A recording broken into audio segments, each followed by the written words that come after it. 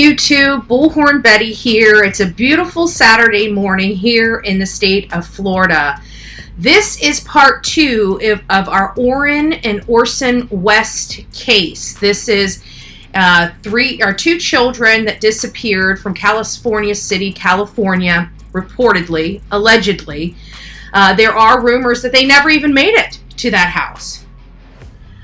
So we're actually going back into time as we gear up for the parents to go to trial on March 20th. We're starting to go back into time and bring our audience up to speed with this case. We did touch on this case. We did cover portions and aspects of this case, but because of other cases we were working on that we were boots on the ground, it took a lot away from this case for me. So this is an update for me as well as each and every one of my audience members. So what happened? On December 21st, 2020, a call came in to the California City Police Department to report 2 children missing. There were a lot of weird things that went on. We heard yesterday the very first initial interview with Trezell and Jacqueline West. This was the adoptive parents of Orrin and Orson West. Again, those names came from the West family. They are better known as Classic and Cincere. The mother has been very distraught and has, from the very beginning, pointed the finger directly at Trezell and Jacqueline West from day one. You heard yesterday in that interview somebody screaming out over the reporters, and that was a family member of those boys, the biological family member of those boys. So as we're coming forward, I wanted to go over a few things as to what happened, because the boys did disappear on, I believe it was a Monday. It was a Monday early evening. Trezell said that, he noticed the missing around 4:30, 5 o'clock. It was getting dark. They decided to call law enforcement. Well, according to all of the information we have, it appears that Monday, December 21st, 2020, at around 6 p.m. Now, this is an hour and a half from the time that the Wests said that the boys disappeared. An hour and a half. And if you listen to the details about how they searched the area, how they drove around the corner, they even talked to somebody down the road. He made it a point. He made it a point that he stopped somebody down the road and asked them if they seen a couple black boys. Remember that comment? I was highly offended the way he said it, right? But either way, he was asking a neighbor. So he drove around until he found somebody walking and said, "Hey, do you see my boys walking around here? We kind of lost them," right? So that happened at 6 p.m. Remember, he couldn't give us a time of when he called law enforcement. He's like, "We called them immediately after our search was done." Immediately after our search was done. This is what he was saying while he's got his hands like this. Yeah, we went and called immediately after our search was done. Like he was some kind of authoritarian, that his search is somehow better than anybody else's. I just found that odd, the odd behavior.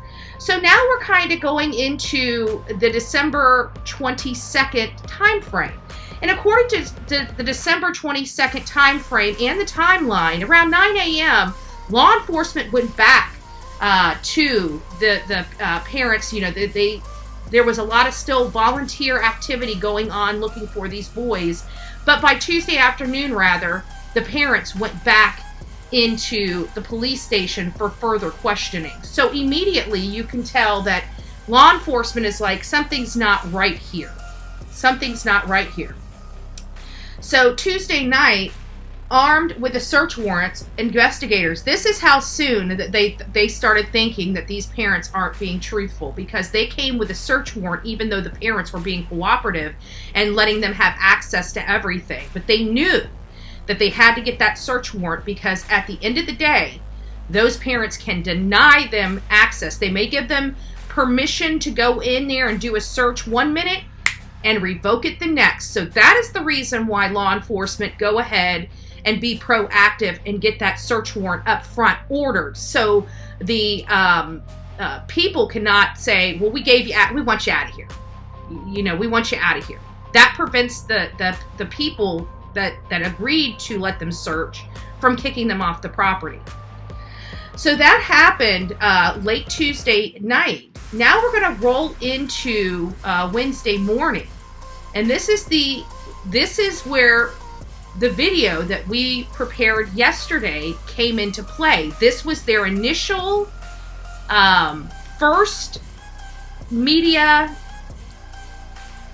interview that they did after the boys went away, and that was Wednesday afternoon. That was December 23rd. So children disappeared reportedly, allegedly, December 21st in the late afternoon hours, like 4:30, 5 o'clock. Parents didn't call law enforcement until 6 p.m. This caused a chain reaction. Searchers came out and drove. The next morning, searchers continued to search for the boys. Now law enforcement is taking the parents down to the station for more questioning.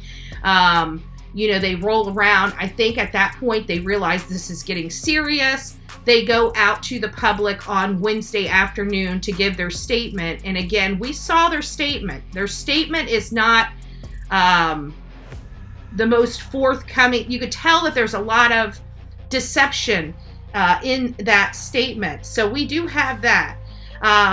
Getting back on to Wednesday night, the 23rd, investigators work under bright light set up in the family's backyard. So it is unclear whether Wednesday night, December 23rd, shortly after those interviews was concluded by Trezell and Jacqueline West, law enforcement is setting up bright lights, tents, and everything and converging on that backyard. But now that we know, hindsight's 2020, we realize that it is possible that that the boys never made it to California City. If you remember, when they were adopted, they were in a different area, and then they made the way over to California City. And this was right before Christmas. Now, I spoke to you. I didn't know all of this stuff like I know now, and it's because of the experiences I have. And I've talked about my best friend and how she had to take in her grandchildren because, the state took them away from her daughter. So I actually have the perspective now of how it is to deal with the child welfare system. And it's not comfortable even being a good person and taking your grandchildren in, all the stuff and the hoops that they make you go through. But I also know now that the family can request visitations with that children, and those visitations and requests typically come around the holidays, and majority of those are granted. So here we are coming up to the holidays where their Classic and Cincere's real family, biological family, is going to want to see them around the holidays. And they're going to have to produce these children that they don't have. And I think this sparked this whole, they need to drive around the neighborhood and report them missing. So we have that on December 23rd. Now we're going to fast forward to December 29th, and the California Police Chief, John Walker, tells the media foul play is suspected, and nothing was found when the investigators dug up the family's backyard. And there's probably a reason for that. I think the reason is because the boys never made it to that house to begin with. I'm going to show you some articles and information. Please let me know your thoughts, your comments. Don't forget to like, share, and subscribe as we go down memory lane and we bring everybody that wants to know about this case up full circle as we proceed into trial on March 20th. So I did want you guys to all see this as we start, getting geared up for trial. So here's the article that I was referring to that came out December 29th, 2020. This was 8 days after the boys went missing. And this is statements from the police chief, John Walker, stating he suspects foul play related to Orrin and Orson West's case. California City, California, around 3 p.m. on Tuesday, police and federal agents went into the house of the adopted parents again, using the same search warrant they served last Wednesday. They removed some items of evidence, and Chief of Police John Walker said these items will go back to Bakersfield for analysis. This happens just hours after California City Police Chief John Walker told us he suspects foul play and confirmed that the 4 other children are now in protective custody. The adopted parents of 3-year-old Orson and 4-year-old Orrin and the West reported them missing before 6 p.m. last Monday. Today, Chief of Police John Walker gave an update on the investigation. I cannot comment on whether I think they're alive or not, says John Walker, Chief of Police. I do suspect foul play. We haven't been able to put together how the boys got out of the yard or where they've gone. He told us there are 4 other agencies working on the case. We know 2 of which are Bakersfield Police and the FBI. He says California City has a small police department and can use all the help they can get.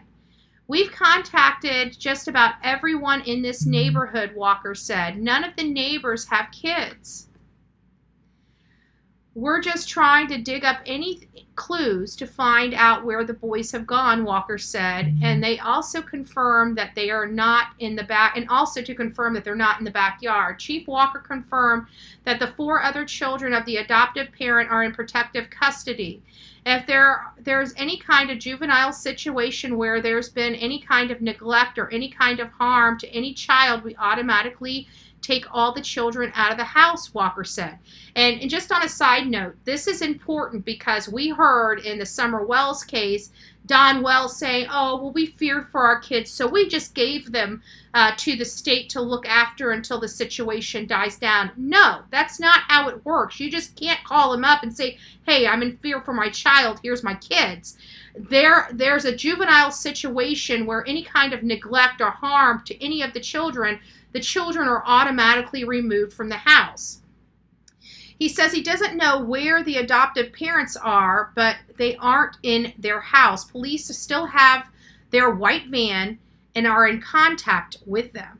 Somebody knows, and I would hope that person comes forward, Walker says. We have 2 babies, and we don't know where they're at, and we cannot find them.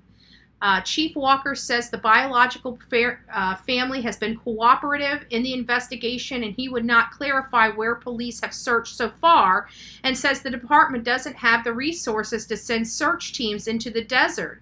The city manager, Anna Lynn, says they're planning to give a reward to anyone who could find the boys. They're still working out the exact amount, but she believes it'll be equal to other cold cases in California City, which the award is of $25,000. So there is the article. Again, we're just bringing you guys up to where we are today in this particular case. This takes us up to December 29th, 2020. Please stay tuned for more information related to Classic and Cincere, also known as Orrin and Orson West. We're going to watch this trial. This trial is of children, and we need to know, as we look into these cases and investigate these storylines when it comes to these children, we need to know what is evidence and what isn't. This is a much different case than the Alex Murdaugh case, so it is going to be very important. And this will be applied. Think about Harmony Montgomery, Serenity McKinney, Cody Bigsby, because all of these cases have similar undertones as this case with Classic and Cincere. So guys, please stay tuned. If this is a case that you guys have been watching and you want this broke down and you want some more information on it, stay here to the Bullhorn Betty channel. And again, if you want to follow this case, we are following. We are going to follow it to conclusion. So don't forget to sub up and watch these valuable updates related to this case. God bless each and every one of you. And until next time, be safe.